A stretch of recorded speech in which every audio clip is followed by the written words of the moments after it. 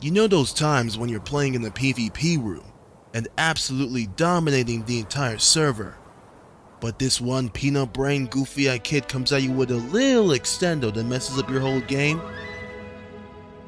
Well, I got you.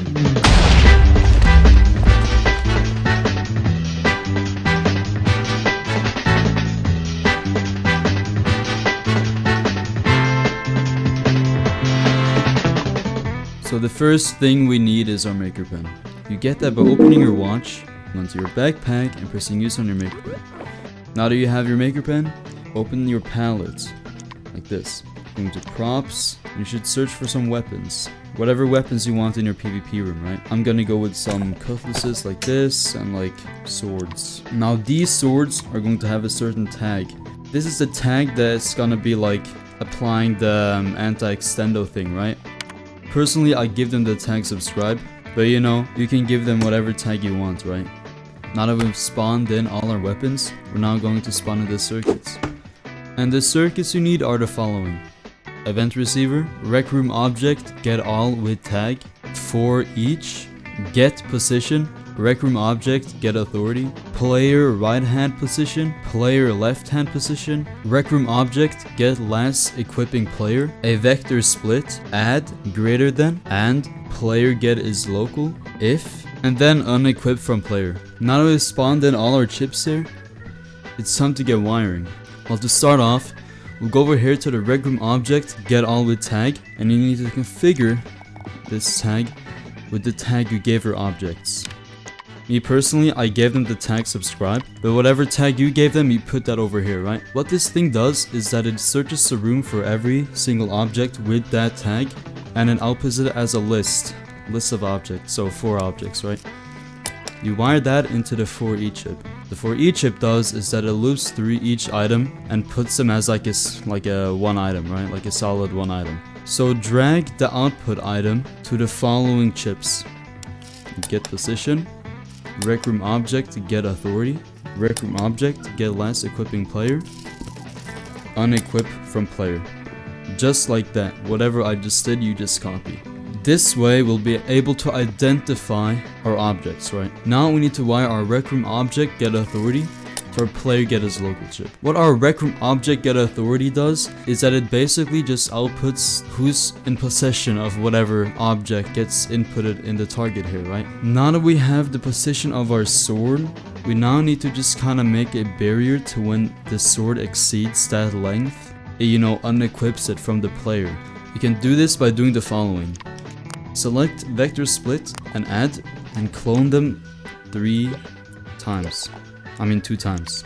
Connecting the position of our hands and our sword like this. Now you have to configure each add chip and add new inputs to the add chips. So there will be 3 inputs at the top and 4 inputs at the 2 last, okay? Then you proceed by wiring each vector 3 split into these add chips, right? At the end, you'll be left with 2 values that's not connected to anything. These 2 values is what's going to determine the size of our barrier. So whatever number you put it at, that's the size of the barrier pretty much. Now, me personally, I would go something like 0.5 or 0.4. I'm going to do 0.4. But you can obviously do your own testing if you experience any bugs or whatever it should be.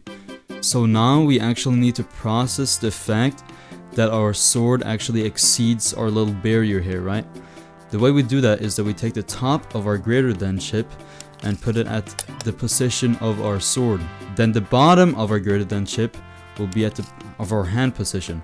What you need to do now is clone your greater than chip, then pretty much just do the same like this. So our sword and our left hand like that. If you do not know what the greater than chip does, pretty much what it does is that if A's value is higher than B, it outputs as true, but if B's value is higher than A, it outputs as false. Well, in the end, it should all look something like this. Now what you need to do is connect both of these greater than chips into this AND chip, like this. Then you clone this AND chip, and wire the result of this AND chip into the input of this AND chip. Then you get the Rec Room object get less equipping player currently equipped into here. Not there, but here.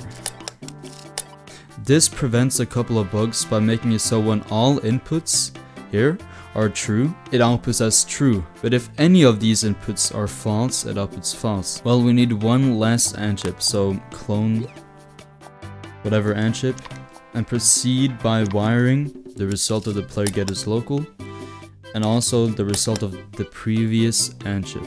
Simply wire the AND result into the if condition and the then execution into the unequipped from player execution like this. We'll continue by wiring the loop from the for each chip into the execution of the if chip. Lastly, we need to configure our event receiver to update at 30 Hz. We find that by configuring it, obviously. All we have to do now is connect this execution into the for each. And a moment of truth. Just like that.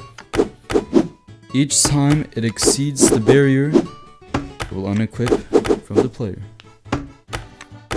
Just like that. And that's how you prevent those peanut brain goofy-eyed kids from doing a little extendo.